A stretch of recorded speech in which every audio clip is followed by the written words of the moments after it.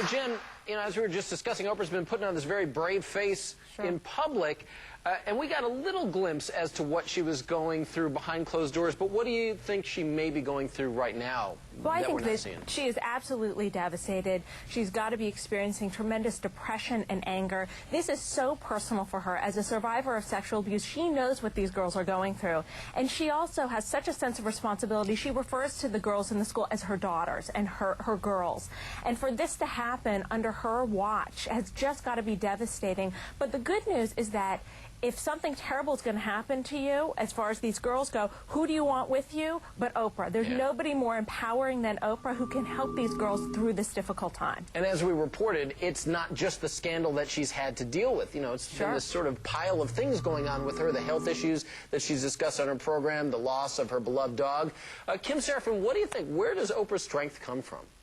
Well, obviously, a lot of it comes from her own upbringing, that she went through all these problems, whether it was poverty or whether it was abuse as a child. But then she saw that there was a light at the end of the tunnel. She saw that by hard work, by focus, by, you know, just muddling through things and dealing with the issues head on, she can become so successful. I mean, on the same week that she's dealing with all this other bad stuff happening, she's also launching her own channel on YouTube. You know, not that that makes up, obviously, for the horrible things that go on in her life, but there is always salvation there. There is always something going forward. And for anyone, you know, you would want to work through this and find a better solution. But I think for Oprah, it's going to make her work even harder to address a lot of these issues. And again, she did say this with her dog, with her thyroid condition, with this issue, that there's always a lesson to be learned and there's always something more that we can do. And she, I think also with her dog incident, said she doesn't believe in accidents. She thinks that things happen for a reason. Yeah. And whether that sounds, you know, esoteric to some or touchy-feely, no, I it think really she works believes for her. it. I think she really so. does believe it. Jen, I want to ask you, because you've been on Oprah's show, I'm wondering what you've seen up close and personal from her that might give us a little more insight into how she deals with adversity. Well, Oprah is clearly someone who has done the work on herself and encourages other people to do the same. And I suspect that we're going to see Oprah go through her own experience of grief and loss and mourning and anger, and we'll see all sides of this because she is someone who is in the public eye and is very authentic and really does share her feelings and her experiences with her audience. I think she'll get through it just fine. It's going to be such a quite a survivor. ride, though. She is. What do you think? Should stars keep their pain private, or is this a good thing? With us tonight for The Crying Game in New York, criminal defense attorney and TV host Lauren Lake. In Hollywood, managing editor for UsMagazine.com, Ken Baker. Also in Hollywood, psychotherapist Dr. Jen Berman, who is the author of the A to Z Guide to Raising Happy, Confident Kids. Welcome to all of you. You know, at Oprah's news conference, she talked about how when she first heard about this abuse scandal, it made her cry. Listen to this.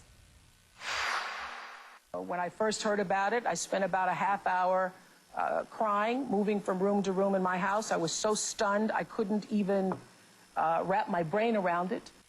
She was painfully honest in the details of what she went through. I was riveted listening to her words. Ken, what do you think? Is this a good thing, or should she have kept this private?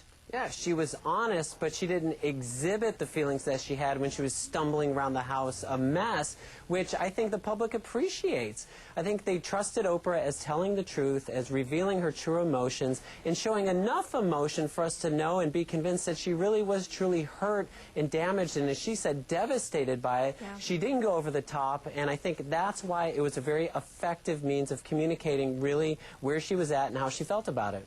Yeah, it's obvious she's been caused a lot of despair and anguish by this. Dr. Jen, what do you think?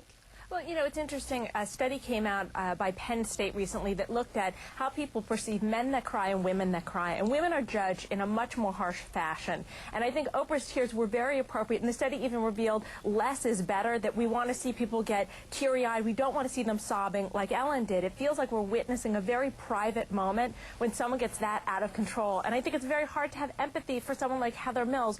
Boo-hoo, I want my $500 million. Yeah. Well, speaking of Heather Mills and sobbing, let's talk about her. She really came undone in her interview with Britain's Good Morning Television about how she feels she's been treated by the press regarding her divorce from Paul McCartney. Sure. I've been close to suicide. So upset about this. I know you're. I've had worse press than a paedophile or a murderer, and I've done nothing but charity for 20 years.